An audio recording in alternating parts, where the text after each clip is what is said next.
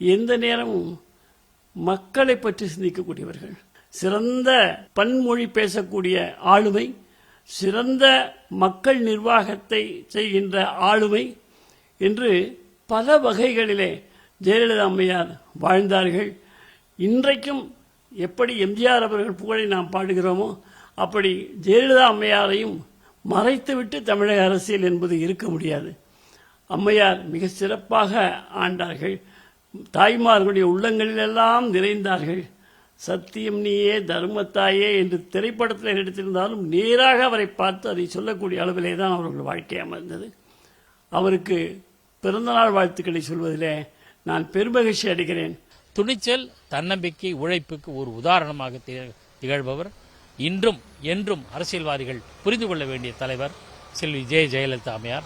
மாநிலங்களின் உரிமைக்காக குரல் கொடுத்த தமிழகத்தை சேர்ந்த முதல் தலைவர் என்று கூட உரிமையாக கம்பீரமாக குரல் கொடுத்தவர் என்பதிலே எனக்கு மாற்று கருத்து கிடையாது.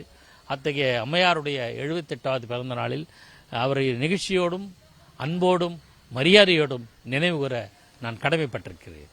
புரட்சி தலைவி அம்மாளுடைய இந்த அகவையில் மீண்டும் புரட்சி தலைவி ஆட்சி அமைய வேண்டும் என்று தமிழக மக்களுடைய மனநிலையில் உள்ளது.